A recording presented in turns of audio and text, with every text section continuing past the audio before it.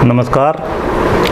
स्थपति स्थापना अर्ह मैं मतलब में ये लिखा मिलता है। वास्तुशास्त्री की योग्यता के बारे में जब बात करते हैं ऋषि, तो वो क्या कहते हैं, स्थपति मतलब वास्तुशास्त्री, मास्टर आर्किटेक्ट। असली वास्तुशास्त्री वो है जिसे बिल्डिंग साइंस यानी मकान की कंस्ट्रक्शन का बहुत गहन ज्ञान हो। और मकान की कंस्ट्रक्शन आपको पता है, लंबाई, चौड़ाई, ऊंचाई, दीवारों की मोटाई, गणनाएं, वो है असली चीज़। लोगों ने केवल वास्तुशास्त्र को दिशाओं का ज्ञान मान लिया है। हम यहाँ वराहमिहिर की बृहत संहिता डिस्कस कर रहे हैं। पिछले 5 श्लोकों में मैंने एक एक श्लोक की अच्छे से विश्लेषण किया है, एक एक श्लोक का। और आपने देखा कहीं भी अभी तक दिशाओं की बात नहीं है।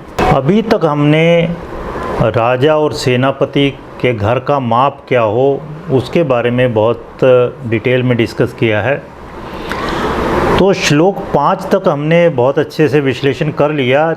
श्लोक 6, 7, 8, 9 इनमें भी आगे जिस तरह मंत्री, उसके घर का माप क्या हो, राज महिषी मतलब रानी के घर का माप क्या हो, युवराज और युवराज के छोटे भाई, उनके बारे में, उनके घर के बारे में बातचीत है।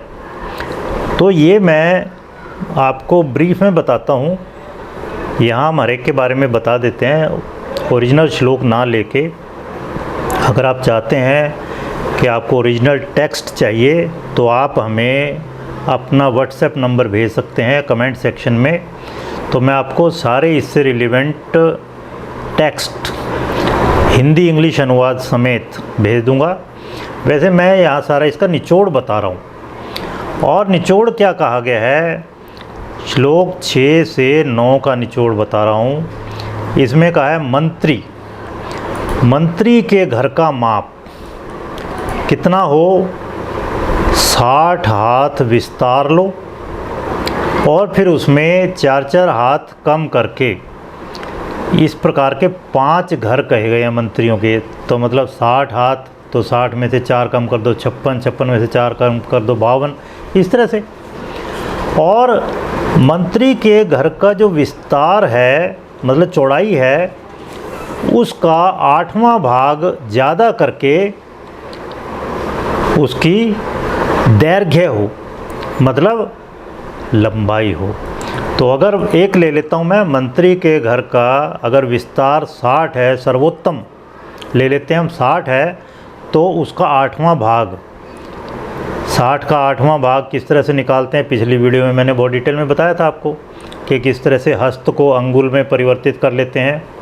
एक हस्त में 24 अंगुल, वो आप पिछली वाली वीडियो देख सकते हैं। तो मंत्री का अगर सर्वश्रेष्ठ घर 60 हाथ विस्तार का है तो दैर्घ्य यानी लंबाई होगी 67 हाथ 12 अंगुल। और इस तरह से बाकी आप निकाल सकते हो। ठीक है, कोई भी समस्या हो आप मुझे बता सकते हैं। आप कमेंट सेक्शन में जाके अपनी समस्या लिखिए और फिर हम उसका निदान करने का पूरा प्रयत्न करेंगे। फिर ये आगे क्या कहा है कि राज महिषी मतलब रानी के घर का माप कितना हो, मंत्री के घर से आधा। जिस तरह मंत्री के घर भी 5 थे, तो रानी के घर भी 5 प्रकार के होंगे। सर्वोत्तम कितना होगा, 60 हाथ विस्तार का था ना मंत्री का, तो उसका आधा मतलब 30 हाथ विस्तार का रानी का घर होगा। ठीक है, तो अब आप समझ लीजिए, उससे आपको उस वक्त की परिस्थितियों का भी पता चलता है कि राजा तो सुप्रीम था ही, और कमांडर इन चीफ, उसके बाद में कमांडर इन चीफ था सेनापति, सेनाध्यक्ष, और मंत्रियों का पद उससे नीचे था। और रानी के घर का माप, महल, वो मंत्री से भी आधे माप का बताया गया। और फिर देखिए मज़ेदार चीज़ आ गई, युवराज के घर का माप कितना बताया है, 80 हाथ विस्तार और फिर उससे 6-6 हाथ कम कर दो, मतलब 80 में से 6 कम करेंगे 74। युवराज के भी इस प्रकार 5 घर कहे गए हैं, जिसमें सर्वोत्तम था 80 हाथ विस्तार का, और फिर उसमें उसका 1/3 भाग जोड़ देंगे तो उसका दैर्घ्य या लंबाई हो जाएगी। तो मैं केवल एक बताता हूँ आपको, मान लो युवराज का 80 हाथ विस्तार यानी चौड़ाई का घर है, तो उसमें 1/3 जोड़ देंगे तो उसका दैर्घ्य यानी लंबाई हो जाएगी 106 हाथ 16 अंगुल। अब आप देखो, युवराज कौन था? जो राजा के बाद राजपद का अधिकारी था। जनरली वो सेकंड नंबर पे था राजा के। मान लो असामयिक मृत्यु हो गई या कोई और बात, राजा ने संन्यास ले लिया, तो ये युवराज ही राजपद का अधिकारी होता था। तो इसका आप देख रहे हो, सेनापति से भी ज़्यादा बड़ा घर है। मंत्री, रानी, उन सबको छोड़ दो, सेनापति भी 64 विस्तार का सबसे बड़ा था उसका, और युवराज का क्या 80 हाथ विस्तार का। तो ये युवराज वो था। आजकल के कंटेक्स्ट में आप कह सकते हो कि जो अपोजिशन पार्टी का हेड है, जो मान लो जीत गए अगर इलेक्शन में, उसका वो अधिकारी हो जाएगा पीएम पद का। तो वो था उन दिनों में युवराज। ठीक है, चेंज्ड कंटेक्स्ट है जो, उसमें आप इस तरह से इनको बदल के लगा सकते हो। अब आइए इसमें आगे क्या कहा है, युवराज के जो छोटे भाई हैं, जो उसके बाद कहीं जाके राजपद के अधिकारी होंगे, उनके घर का माप युवराज के घर के माप से आधा हो, तो उनके भी 5 प्रकार के मकान होंगे। तो युवराज का सर्वोत्तम कौन सा था? 80 हाथ विस्तार वाला। तो उसके भाइयों का कौन सा होगा? 40 हाथ विस्तार का। और यहाँ 106 हाथ 16 अंगुल इनका दैर्घ्य है। युवराज जो राजपद का अधिकारी था उसके घर का, तो इसका आधा, 106 का आधा कितना होगा? 53 हाथ, और 16 का आधा कितना होगा? 8 अंगुल। तो 53 हस्त 8 अंगुल विस्तार का इनका बड़े से बड़ा, जो उसके छोटे भाई हैं उनका घर होगा। इस तरह से 4 और वो आप कैलकुलेशन कर सकते हो। फिर आइए सामंतों के बारे में कहा गया है। सामंत जो छोटे राजा होते थे, राजा के अंडर में, या मांडलिक राजा भी कह देते हैं उनको, या प्रधान राजपुरुष। आज की डेट में सामंत या मांडलिक राजा आप कह सकते हो कि गवर्नर हैं या सीएम हैं अलग अलग स्टेट के, या प्रधान राजपुरुष मतलब सेक्रेटरी, टॉप मोस्ट का जो प्रिंसिपल सेक्रेटरी आईएएस ऑफिसर होगा, वो लोग। तो उनके घर का क्या बताया है माप?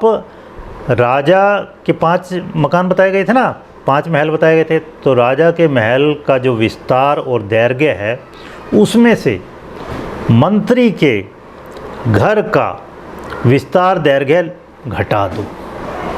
जिस तरह राजा का, समझिए एक ले लेते हैं एग्जाम्पल। राजा का सबसे बड़ा घर महल कौन सा बताया था? 108 हाथ विस्तार का। और मंत्री का कितना बड़ा बताया गया था? 60 हाथ विस्तार का।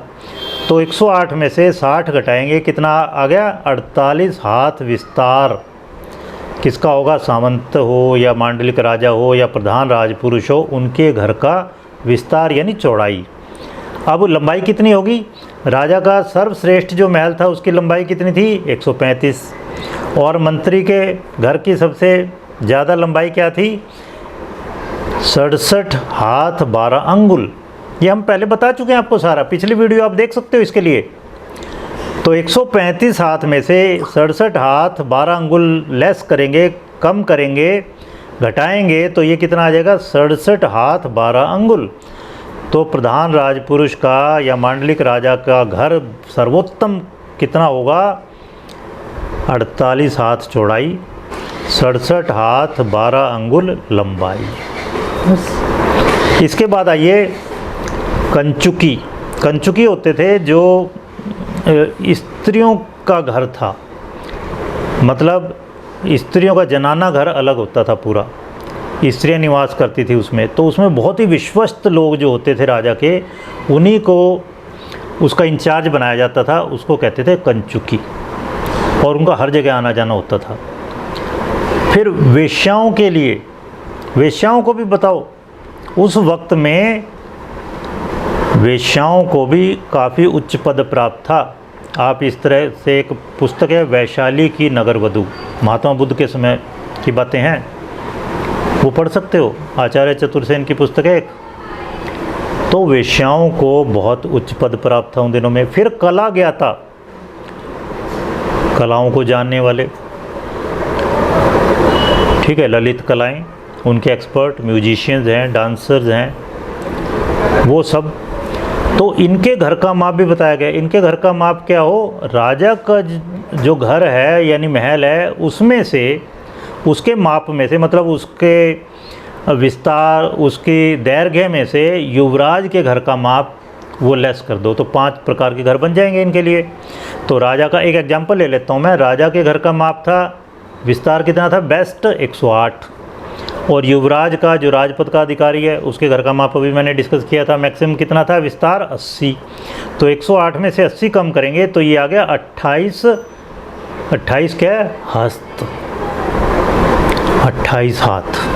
28 हाथ भी आप सोचो, एक हाथ अगर 1.5 फुट का है तो कितना हो गया, 42 फुट, अच्छा खासा हो गया। तो 42 फुट इसका विस्तार हो गया। और लंबाई या दैर्घ्य कितना होगा, राजा का कितना था, 135 हाथ, और युवराज का कितना था, 106 हाथ 16 अंगुल। तो 135 में से, 135 हाथ में से 106 हाथ 16 अंगुल कम कर देंगे तो ये आएगा 28 हाथ यानी 42 फुट लगभग। और 8 अंगुल, अगर अंगुल पौना इंच है तो समझ लो 6 इंच, मतलब 42.5 फुट के लगभग।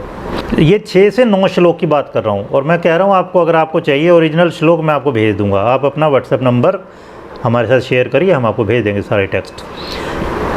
फिर आइए, कर्मशाला के स्वामी, ये भी कहा गया, अलग अलग प्रकार की फैक्ट्रीज थी राजा की, या दूतों के घर थे, एनवॉयज़, जो दूसरे देशों में दूत भेजे जाते थे या वहाँ के आते थे, उनको आराम के लिए जगह दी जाती थी। तो कर्मशाला के स्वामी मतलब heads of industrial workshops and envoys, उनके घर का माप क्या हो। अब सारे माप की बातें चल रही हैं, देखो, जो कि आजकल के सो कॉल्ड वास्तुशास्त्री कहीं बात ही नहीं करते। तो इसलिए मैं कह रहा हूँ, आजकल के वास्तुशास्त्री ज़्यादातर वो हैं नहीं वास्तुशास्त्री, उनको बिल्डिंग साइंस की, आर्किटेक्चर की, सिविल इंजीनियरिंग की कोई नॉलेज नहीं है, कोई माप की बात ही नहीं करते। किसी से पूछ लो आप, अंगुल का माप कितना होता है, एक हाथ कितने के बराबर है, किसी को नहीं पता होगा। या घर का कितना नाप आ गया, किसी ने पढ़ा ही नहीं होगा। तो मैं इसलिए कह रहा हूँ, ज़्यादातर वास्तुशास्त्री फेक हैं, नकली हैं, पाखंडी हैं। सबसे पहले जानकारी होनी चाहिए आपको घर के नाप की, किसी भी एरिया की, प्लॉट उसके एरिया की, घर के एरिया की, घर की ऊंचाई, मोटाई, दीवारों की मोटाई, कितनी खिड़कियां हों, किस साइज़ की हों, ये सब बातें। तो भाई ये कर्मशाला के स्वामी या दूतों के घर का माप बताया गया, और वो कितना बताया, युवराज का जो घर है, अभी बताया था ना आपको, युवराज 80 हाथ विस्तार का, सबसे बड़ा, सर्वोत्तम, उसमें से मंत्री के घर का माप लेस कर दो। तो मैं एक एग्जांपल ले लेता हूँ, युवराज के घर का विस्तार सबसे सर्वोत्तम कौन सा बताया था, 80 हाथ, और मंत्री का कितना था, 60 हाथ। 80 में से 60 लेस कर दो तो 20 हाथ विस्तार का कर्मशाला के स्वामी या दूतों के घर का विस्तार यानी चौड़ाई हो गई, 20 हाथ यानी लगभग 30 फुट। और लंबाई कितनी हो, युवराज के घर की लंबाई या दैर्घ्य कितनी थी, सर्वोत्तम वाली 106 हाथ 16 अंगुल। इसमें से मंत्री के घर का दैर्घ्य लेस कर दो, 67 हाथ 12 अंगुल। तो लेस करेंगे कितना आ जाएगा, 39 हाथ 4 अंगुल। तो ये आ गया जी, ठीक है। तो मैं आशा करता हूँ ये आप सब समझ गए होंगे।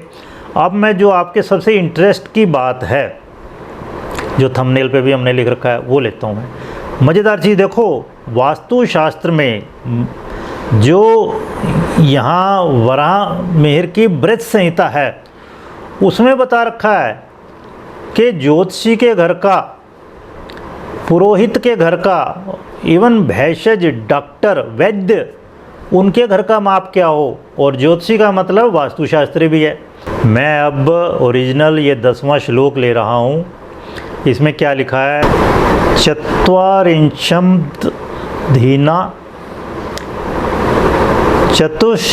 चतुर्भिस्तु पंच यावत इति षड्भागयुता दैर्घ्यम दैवज्ञ पुरोदसोर भिषजः। मतलब क्या है? पहली बात तो इसका अर्थ बताते हैं आपको।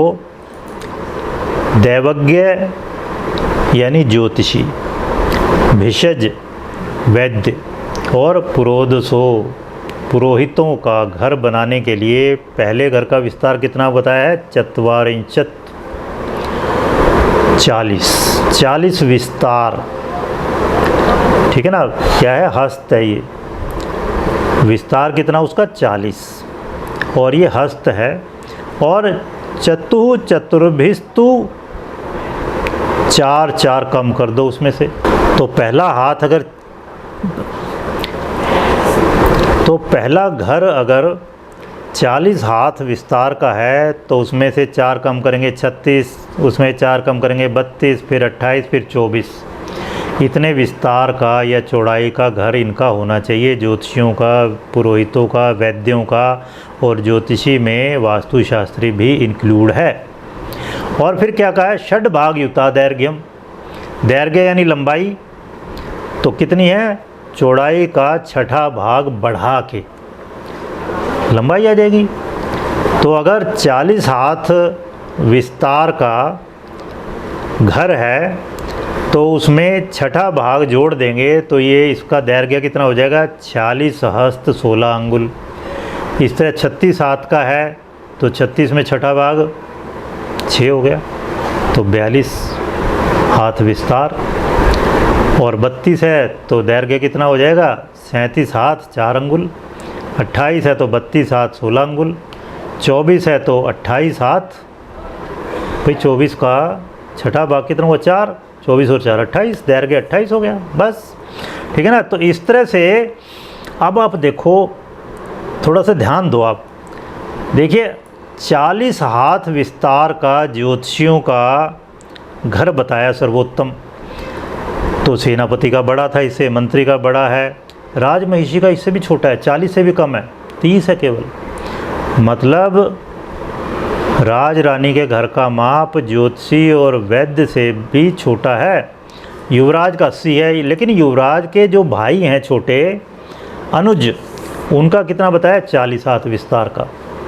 लेकिन उसमें लंबाई या दैर्घ्य 1/3 ज़्यादा है। तो ओवरऑल आप देखो युवराज का घर बड़े से बड़ा कितना है? जो मेन मुख्य युवराज है, जो राजपद का अधिकारी है राजा के बाद, उसके बाद वाले की बात करें हम, तो युवराज अनुज, युवराज के छोटे भाई का कितना है? 40 हाथ विस्तार, 53 हाथ 8 अंगुल दैर्घ्य। लेकिन ज्योतिषी का कितना है? 40 हाथ विस्तार तो सेम है, लेकिन दैर्घ्य कितना है? 46 हाथ 16 अंगुल। मतलब युवराज के अनुज से छोटा है थोड़ा सा। मतलब जब एरिया लेंगे, युवराज के छोटे भाइयों का घर थोड़ा बड़ा है ज्योतिषी पुरोहित वैद्य के घर से। लेकिन आप देखिए फिर भी अच्छा खासा जो कर्माध्यक्ष हैं उनसे डबल है लगभग घर।